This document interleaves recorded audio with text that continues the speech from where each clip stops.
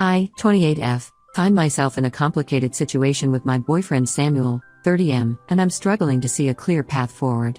We've been together for 5 years, and for the most part, our relationship has been great. Samuel is intelligent, has a great sense of humor, and we share many common interests. We met during our final year of college when we were both volunteering at a local animal shelter. I remember being impressed by how gentle he was with the scared, abused dogs. We bonded over our love for animals and our shared dream of traveling the world. After graduation, we moved in together and started building our life. We adopted 2 rescue cats, Milo and Luna, and spent weekends exploring nearby hiking trails or trying out new restaurants in the city. Samuel works as a software engineer, and I'm a marketing coordinator for a nonprofit organization. We had plans to save up for a house and eventually start a family of our own. But recent events have thrown all of those plans into question. To give you some context, I come from a large, blended family. My parents divorced when I was 12, which was a difficult time for all of us. My dad moved to another state for work, and while we stayed in touch, our relationship became more distant. My mom remarried when I was 15 to my stepdad, Andrew, 52M. Andrew seemed nice enough at first, but looking back, there were signs that he struggled with alcohol even then. Andrew brought 2 kids into the family, my stepbrother Charlie, 25M, and stepsister Cindy, 23F. The transition wasn't easy.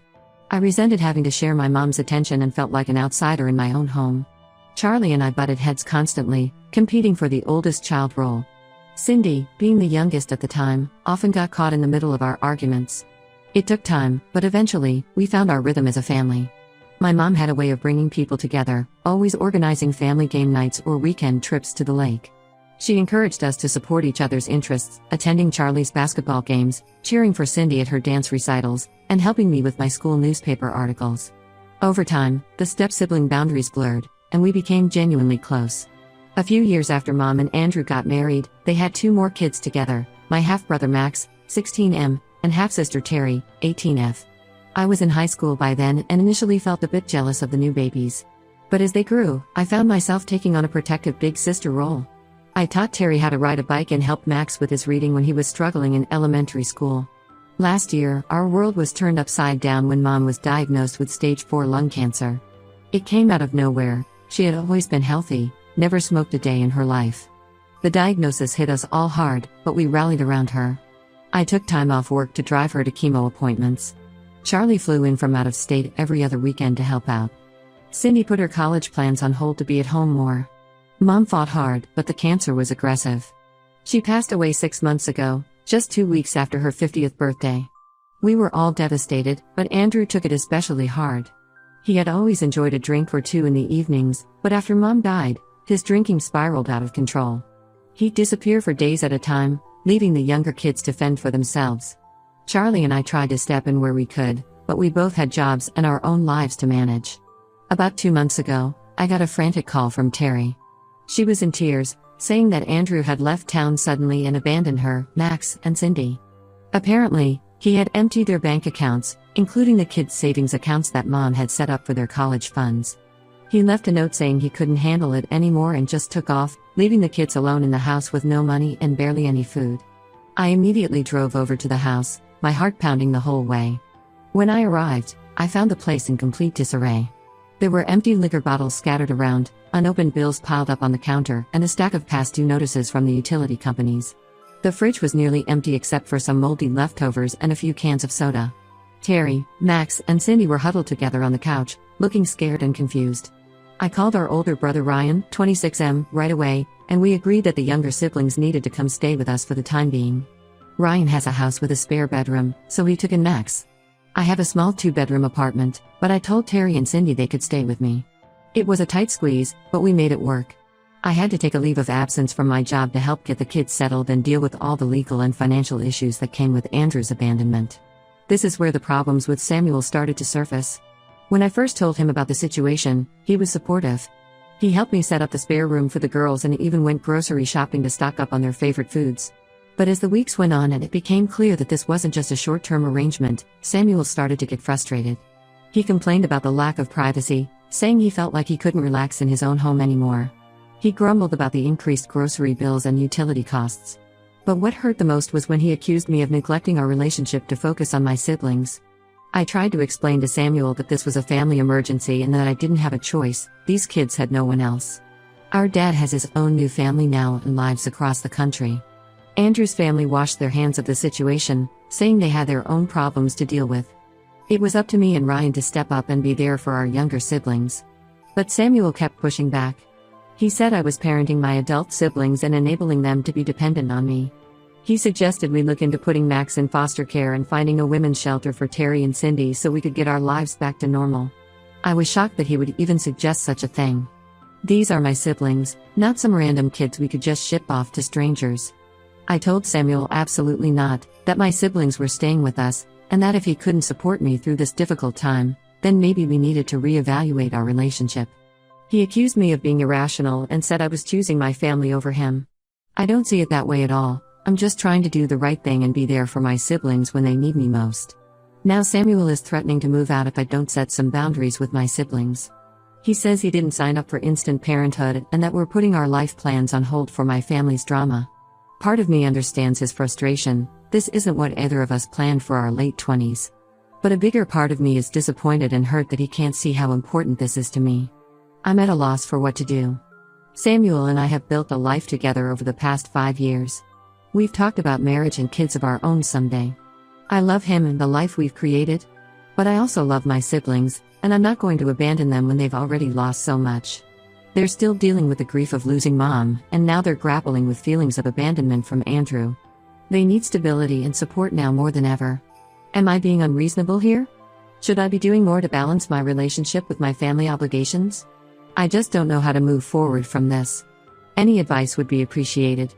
Update 1. Thank you all for the supportive comments on my original post. I really appreciated hearing your perspectives and advice. It's been about a month since I last posted, and I wanted to give an update on the situation, as a lot has happened. After reading through all of your comments, I realized I needed to have a serious, in-depth conversation with Samuel about our relationship and the current circumstances with my siblings.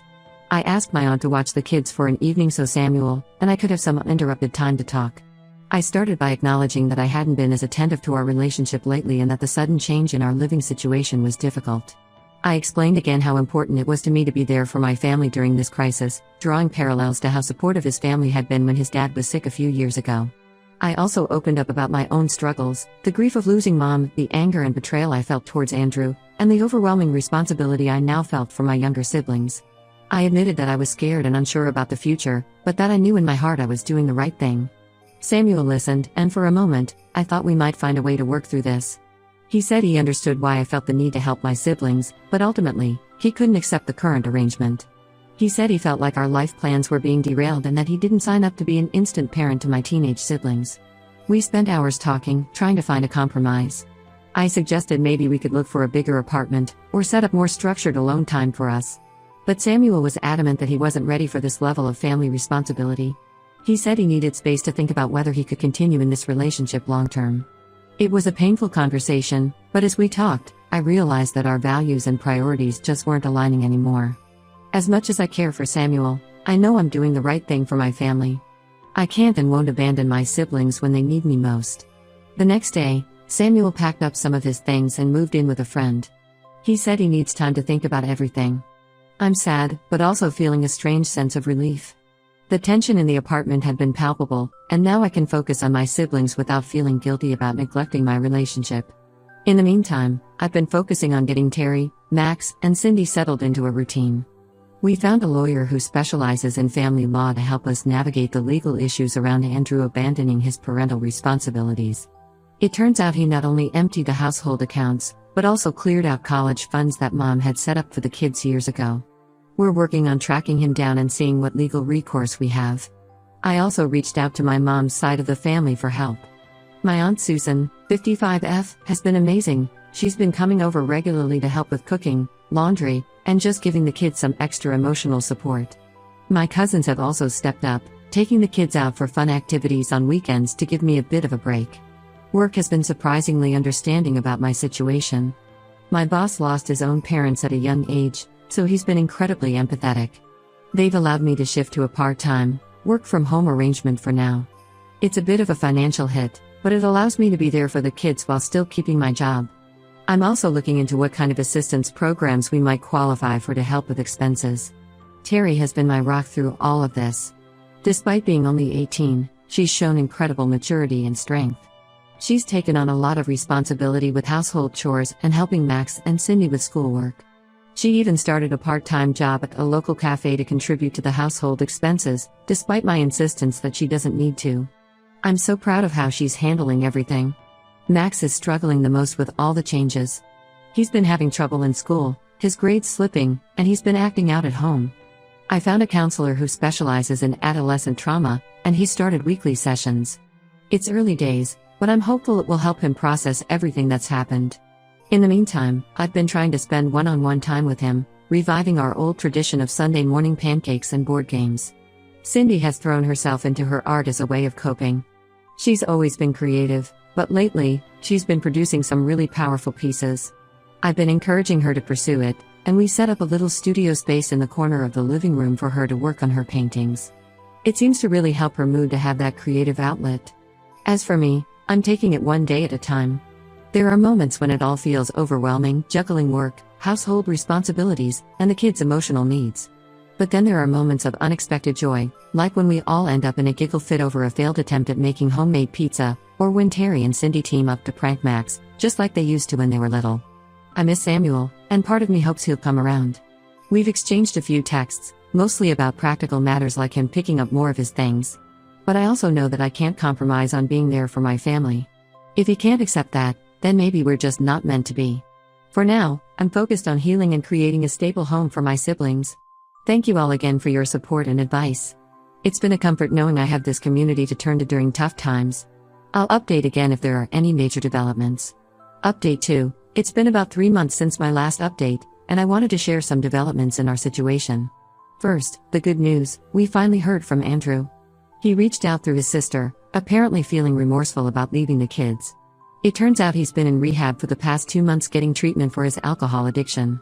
While I'm glad he's getting help, it doesn't erase the harm he's caused. We're proceeding cautiously and have made it clear that he needs to make amends and prove he can be responsible before he can be part of the kids' lives again. Andrew has agreed to pay back the money he took from the college funds and household accounts. It's going to take time, but at least it's a start. We're working with a mediator to set up a formal agreement and repayment plan. The kids have mixed feelings about Andrew's return. There's a lot of hurt and betrayal to work through. On the home front, things have settled into a routine. Terry decided to defer her college plans for a year to help out at home, which I feel guilty about but also incredibly grateful for. She's been taking some online classes and working part-time at a local cafe. Her maturity and resilience continue to amaze me. She's talking about studying psychology now, inspired by everything our family has been through. Max is doing better with the help of his counselor. He's joined the school's drama club, which has been a great outlet for him. His grades are improving, and he's starting to talk more about his feelings instead of acting out. Last week, he came home excited about a monologue he's preparing for the school play. It was the first time I've seen him genuinely enthusiastic about something in months. Cindy had her first art show at a local community center. It was a small event, but seeing her beaming with pride as people admired her work was a beautiful moment. She sold 3 paintings and used the money to buy art supplies for a children's shelter. She's talking about applying to art schools next year, and I'm doing everything I can to encourage her dreams. As for me, I've been promoted at work to a position that allows more flexibility with my schedule. The increased income has been a huge help in managing our expenses. I've also started taking an online course in family counseling, hoping to better equip myself to support my siblings through this transition. It's challenging balancing work, studies, and family responsibilities, but it feels good to be working towards something positive. Samuel and I have had some contact over the past few months. He's expressed regret about how he handled things and has asked to meet up and talk. Part of me wants to hear him out, but I'm also wary of disrupting the stability we've managed to create. I haven't decided yet if I'm ready to have that conversation. The kids have asked about him a few times, especially Max, who had grown close to Samuel over the years. My Aunt Susan has been an absolute godsend. She's basically become a second parent to the kids, coming over several times a week to help out. She's even talking about moving closer to us to be more involved. Her support has made a world of difference, both practically and emotionally. There have been challenges, of course. The apartment feels cramped with 4 of us, and there are still days when the stress feels overwhelming. But we're making it work, and there's a lot more laughter in our home now than there was a few months ago. We've started a tradition of Friday night movie marathons, complete with homemade popcorn and silly commentary. I'm proud of how far we've come as a family unit. It's not the life I imagined for myself at 28, but I wouldn't change it. My siblings are thriving despite everything they've been through, and that makes all the sacrifices worth it. We're not just surviving anymore, we're starting to build something new together. Thank you all for your continued support and advice. It's been a comfort knowing I have this community to turn to during tough times. I'll update again if there are any significant changes in our situation. Update 3. It's been 6 months since my last update, and I wanted to share some final thoughts on our journey. The biggest news is that we've moved. With Andrew's repayments and my increased income, we were able to rent a small house in a nice neighborhood. Having more space has made a world of difference for everyone's mood and well-being. Each kid now has their own room, which has really helped with privacy issues and given them a sense of personal space. We even have a small backyard where we've started a vegetable garden. It's become a fun family project and a great way to teach the kids about responsibility and patience. Terry has decided to start college this fall. She'll be living on campus but close enough to visit often. I'm so proud of her for balancing her own goals with family responsibilities this past year. She's planning to major in social work, inspired by our experiences and the help we received during tough times. It's bittersweet to see her go, but I know she's ready for this next chapter. Max is thriving in high school now. He made the honor roll last semester and has a close group of friends from the drama club. His confidence has grown so much. Last month he landed the lead role in the school play. His relationship with Andrew is still strained, but they're working on it in family therapy sessions. It's slow progress, but I'm hopeful. Cindy got accepted into a prestigious art program for high school students. Her talent continues to flourish, and she's talking about studying art therapy in college to help other kids who've been through trauma. She's even started volunteering at a local children's hospital, doing art projects with long-term patients. Seeing her find purpose in her pain has been incredibly moving. Andrew has maintained his sobriety and is slowly rebuilding relationships with the kids. He's moved back to town and sees them regularly under supervised visits. It's a work in progress, but he's putting in the effort. He's attending AA meetings regularly and has started volunteering at a homeless shelter. The kids are cautiously optimistic, but it will take time to rebuild trust.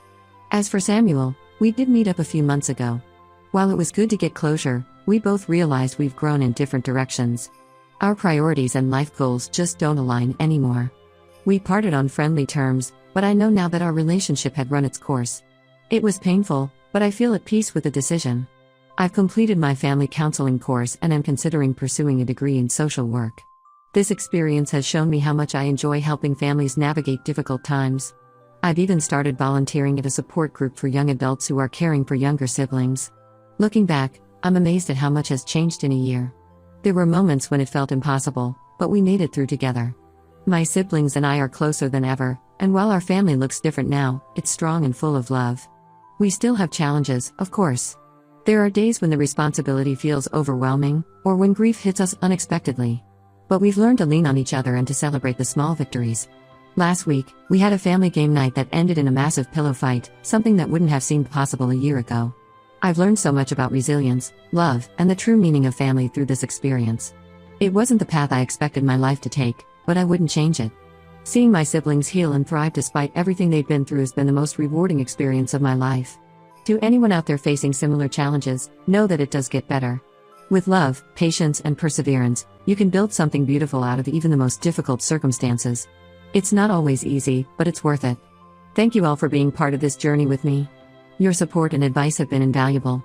While this will be my last update, I'll carry the lessons I've learned from this community with me always. Here's to new beginnings and the families we choose to build.